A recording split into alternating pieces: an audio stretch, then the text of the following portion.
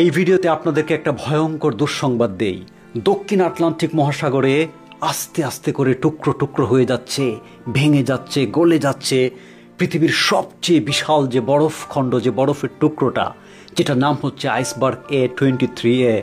সেইটা যেটা প্রায় গোটা লন্ডনের চাইতেও বিশাল এবং যার টোটাল আয়তন হচ্ছে ৩,৫০০ square kilometre,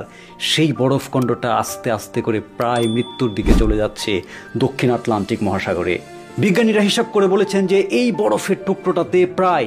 ১ trillion metric ton বরফ জমা ছিল। ১ ট্রিলিয়ন মানে হচ্ছে প্রায় ১,০০,০০০ কোটি,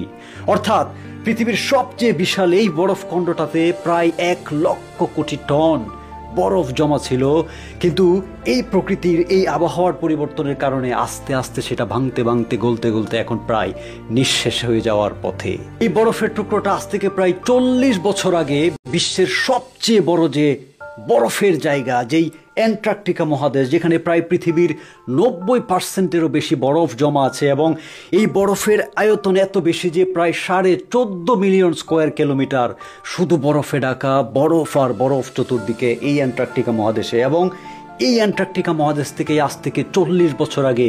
এই A23A বরফের খণ্ডটা ভেঙে গিয়ে দক্ষিণ আটলান্টিক মহাসাগরের দিকে চলে আসে এবং আস্তে করে সেটা পানির নিচে ডুবে যায়। দীর্ঘদিন পানির নিচে ডুবে থাকার পর আবহাওয়ার পরিবর্তনের কারণে সেটার ভিতরে ফ্লাক্স হয় এবং সেই ফ্লাক্সের কারণে আস্তে আস্তে সেটা আবারও বেশি ওঠে এবং বেশি ওঠার পর সে দীর্ঘদিন ধরে ভাসতে ভাসতে আস্তে আস্তে তার টুকরো ভাঙতে থাকে এবং গলতে গলতে সে এখন প্রায় নিঃশেষের পথে। এবং ব্রিটিশ অ্যান্টার্কটিকা সার্ভের সমুদ্র বিজ্ঞানী অ্যান্ড্রিউ মেইজার্স বলেছেন যে হয়তো আর কিছুদিনের মধ্যেই এই টোটাল প্রায় ৩,৫০০ স্কোয়ার কিলোমিটারের বিশাল বরফখণ্ডটা ভাঙতে ভাঙতে এবং গলতে গলতে হারিয়ে যাবে। তবে এই মুহূর্তে সেই টুকরোটা সাউথ জর্জিয়া আইল্যান্ড থেকে প্রায় ৬৪ কিলোমিটার দূরে ভেসে যাচ্ছে এখনো। এবং ভয়ঙ্কর ব্যাপার হলো, যেই পরিমাণ পানি গলে গিয়ে সমুদ্রে মিশে যাবে সেইটার একটা বিশাল ইম্প্যাক্ট পড়বে এই গোটা পৃথিবীর যে ল ল্যান্ডগুলো আছে, যেগুলো সমুদ্র পৃষ্ঠ থেকে খুব বেশি উঁচু নয়, যেমন আমাদের বাংলাদেশের সাউদার্ন পার্টগুলো কিংবা মালদ্বীপের মতো দেশ কিংবা আফ্রিকার যে কোস্টাল এরিয়া কিংবা ইউরোপ আমেরিকার যে কোস্টাল এরিয়া,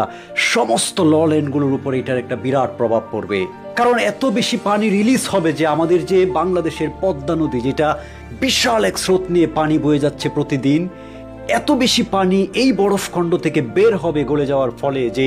এই পদ্মা নদী যদি পুরো ১ বছর ননস্টপ সমান তালে পানি নিয়ে বয়ে যায়, তারপরেও এই বরফখণ্ড থেকে যেই পানি আসবে সেই পানি বয়ে নিয়ে সে ফুরাতে পারবে না। বিজ্ঞানীরা বলছেন যে এই ধরনের আইসবার্গের উৎপত্তি কিংবা এর যে পতন, এর যে টুকরো হয়ে যাওয়া, ভেঙে যাওয়া, এগুলো অনেক সময় প্রাকৃতিক কারণে হয়। কিন্তু এই বিশাল আইসবার্গটা নিঃশেষ হয়ে যাওয়ার পিছনে আরেকটা কারণ হচ্ছে যে গ্লোবাল ওয়ার্মিং কিংবা যে ক্লাইমেট চেঞ্জ। এই ক্লাইমেট চেঞ্জের কারণে